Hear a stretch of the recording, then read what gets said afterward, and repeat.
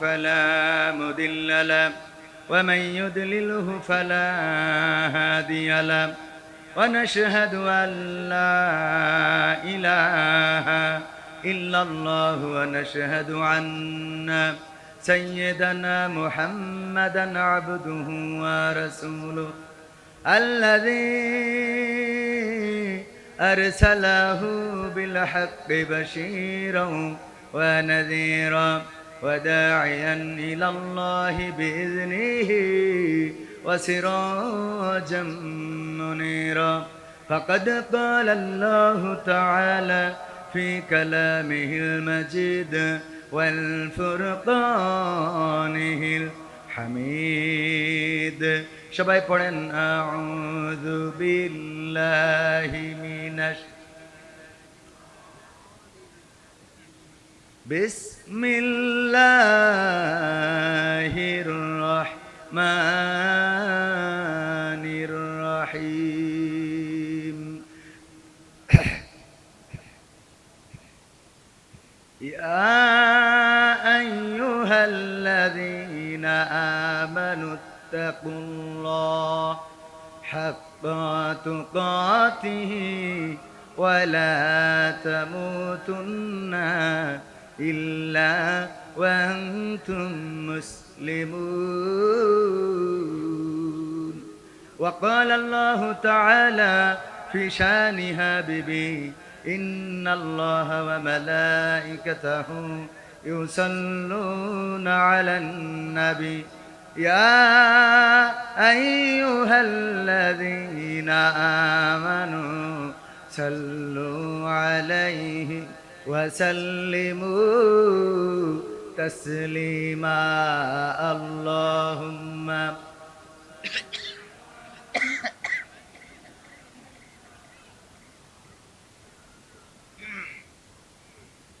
وعلى آله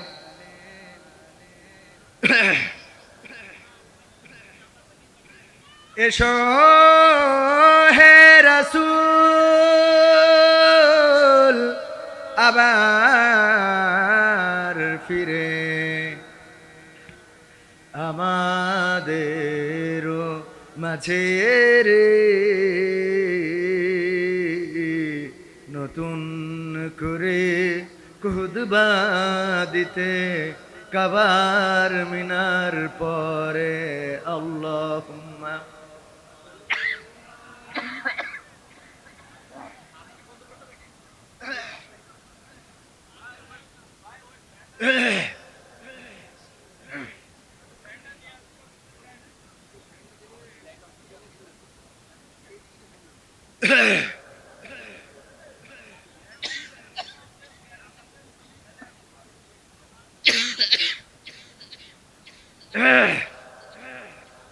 আল্লাহ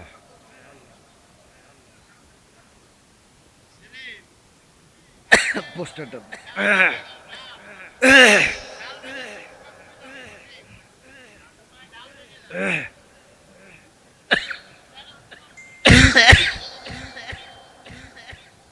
পোকা একটা ঢুকে গেছে একেবারে টাকরা পর্যন্ত। এত অব্যবস্থাপনা, মাহফিল করবেন সুন্দর করে, এটা করতে আপনার এটা আপনার জন্য ফরজ না, কিন্তু যদি করেন অবশ্যই মেইনটেইন করবেন, মানটা বজায় রাখার দরকার আছে না নাই? এখানে পোকা মাথা খারাপ করে দিচ্ছে, এ নিয়ে কোনো বিকল্প কোনো ব্যবস্থাই নেননি। বালতিতে পানি দিয়ে রাখলে অনেক পোকা কমে যেত।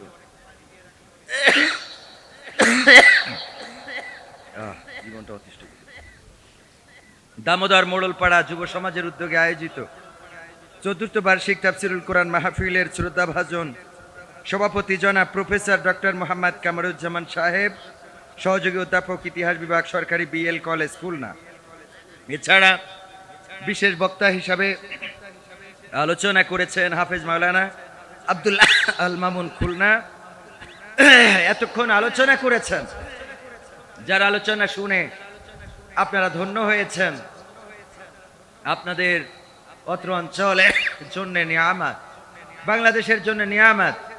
আমাদের শ্রদ্ধাভাজন অভিভাবক, আমাদের রাহবার, বাংলাদেশ জামাত ইসলামীর কেন্দ্রীয় সেক্রেটারি জেনারেল জনাব অধ্যাপক মিয়া গোলাম পরোয়ার সাহেব, এছাড়া স্টেজে উপস্থিত আছেন, আমি আপনাদের খুলনায় সবচেয়ে বেশি সম্মান করি। আমাকে ক্যামেরা দিয়ে ধন্য করেছিলেন এই দামোদর থেকে, আমি ধন্য হয়েছিলাম। প্রিয় ভাই,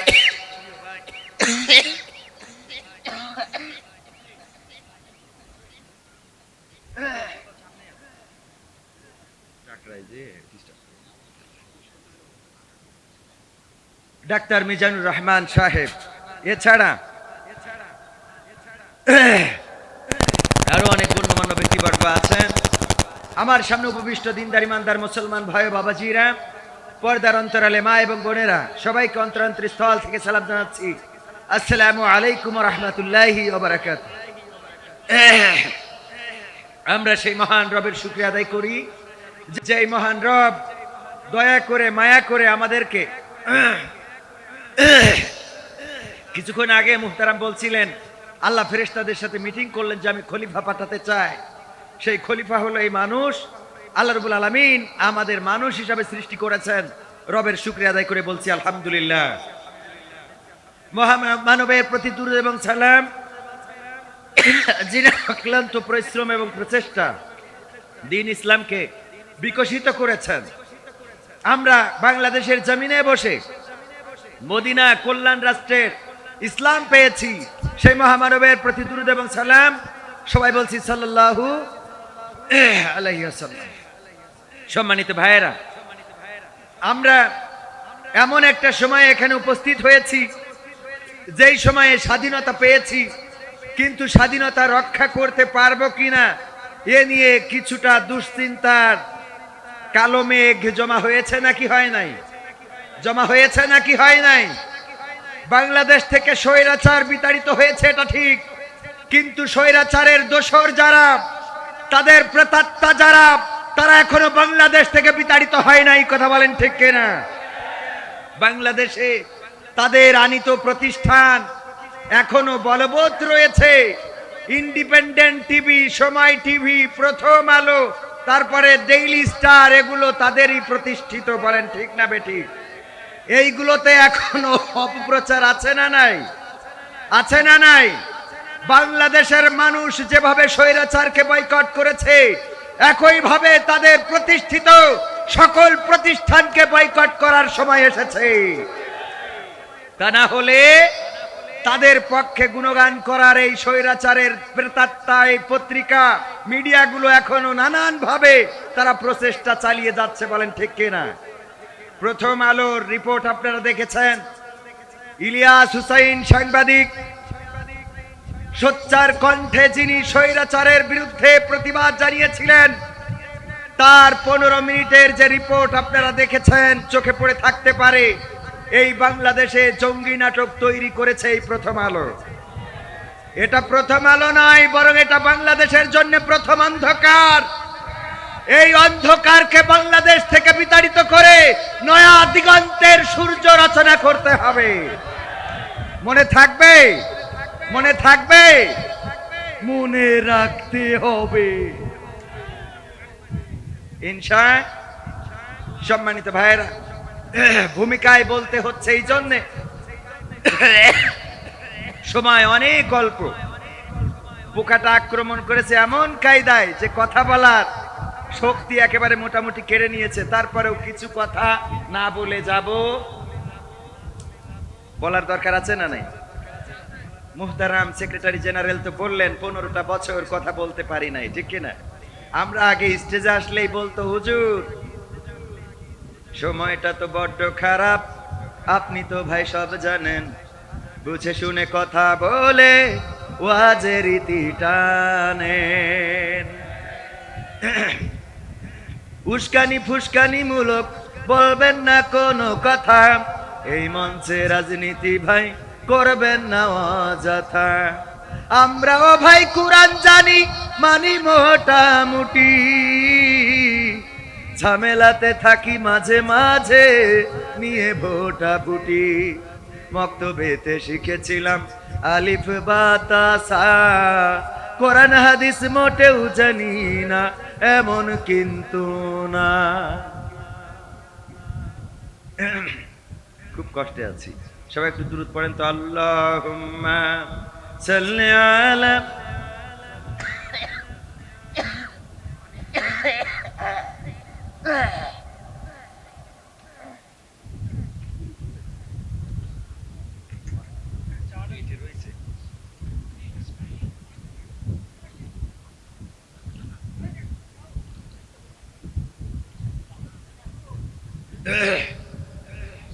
একটু মহব্বত করে পড়েন। আল্লাহুম্মা সাল্লি আলা সাইয়্যিদিনা মাওলানা মুহাম্মদ ওয়া আলা আলি সাইয়্যিদিনা। কি বলতো তাইলে মনে আছে? হুজুর সময়টা তো বড্ড খারাপ, আপনি তো ভাই সব জানেন, বুঝে শুনে কথা বলে ওয়াজের রীতি টানেন, উস্কানি ফুসকানি মূলক বলবেন না কোনো কথা, এই মঞ্চে রাজনীতি ভাই করবেন না অযথা। আমরাও ভাই কুরআন জানি মানি মোটামুটি, ঝামেলাতে থাকি মাঝে মাঝে নিয়ে ভোটা ভুটি, মক্তবেতে শিখেছিলাম আলিফ বা তা সা, কোরআন হাদিস মোটেও জানি না এমন কিন্তু না, তাই রাজনীতি চলবে না ও হুজুর, রাজনীতি চলবে না, তাই রাজনীতি চলবে না ও ভাই, রাজনীতি চলবে। এবার কি বলতো?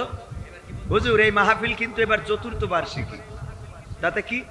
এর আগে ৩ বার হয়েছে, ঢাকা থেকে হুজুর এনেছিলাম, তো কি হয়েছে? সেই হুজুরি ওয়াজ করিল কত মধুর সুর, কবরেতে গেলে পাবো ৭০,০০০ হুর। এমন ওয়াজ আছে না নাই? অমুক হুজুর ওয়াজ করে কত মধুর সুর, কবরেতে গেলে পাবো ৭০,০০০ হুর।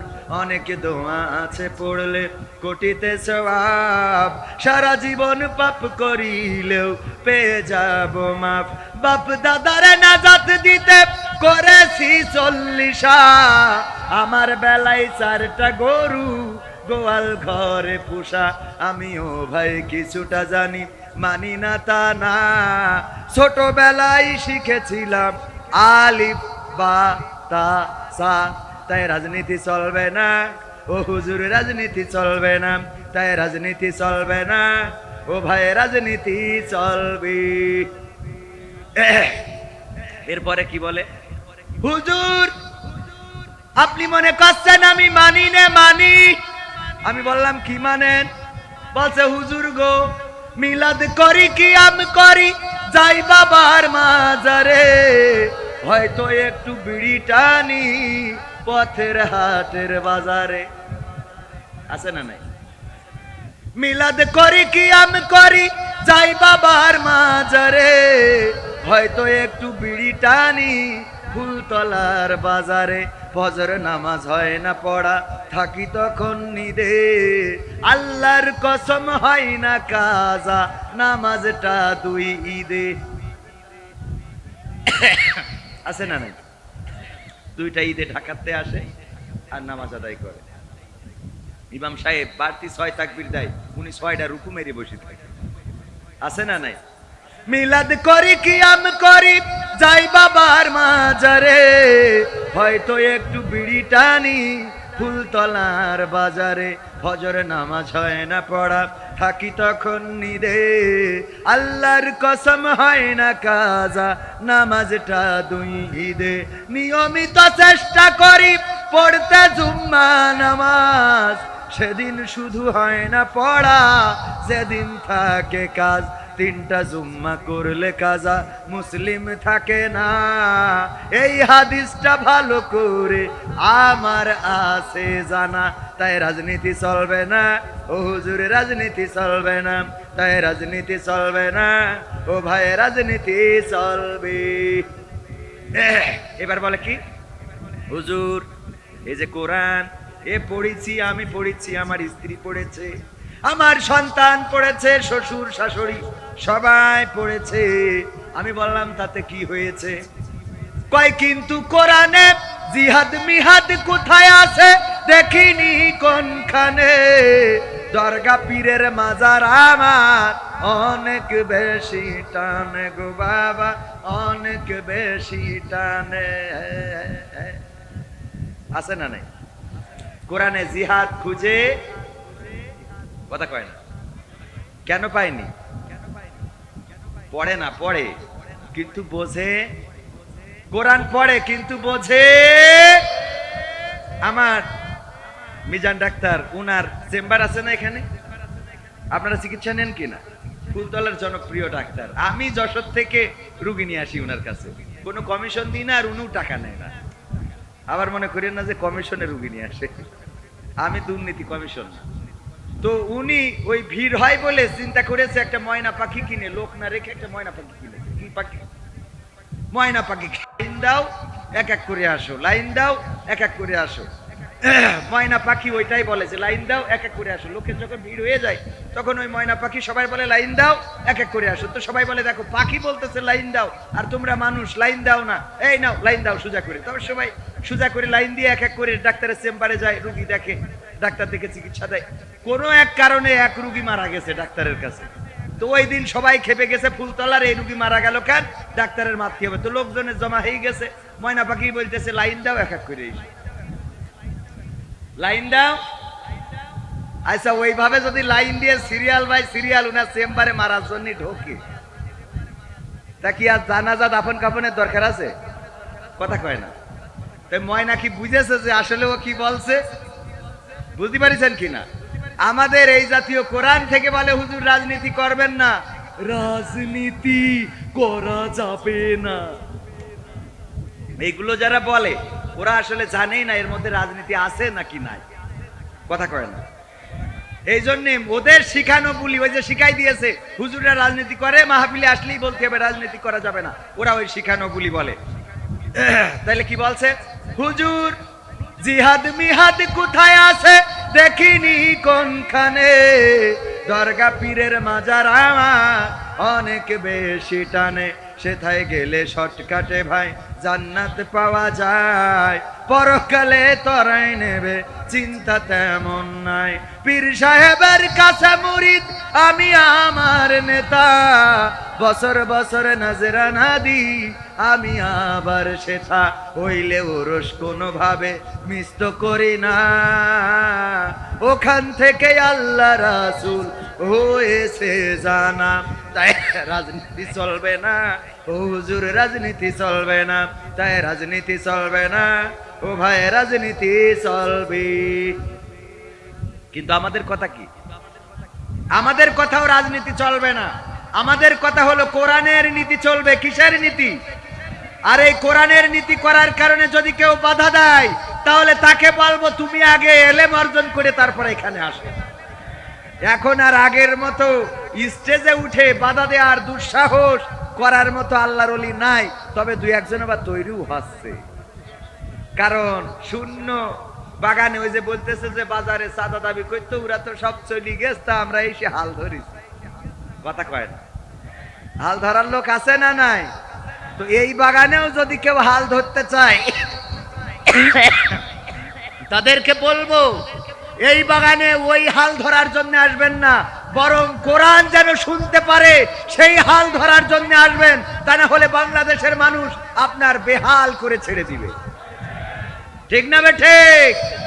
সম্মানিত ভাইয়েরা, আমার কাছে সূচিপত্র দিয়েছে, খুবই কষ্ট হচ্ছে, তারপরেও আপনাদের কিছু কথা না বললে তো হবে না। 7টা একেবারে কম্পিউটারে টাইপ করে নিয়ে এসেছে, 7টা সঙ্গীত শোনাতে হবে। আমি তো আজকের মাহফিলের আকর্ষণ, কি আকর্ষণ? বক্তা না।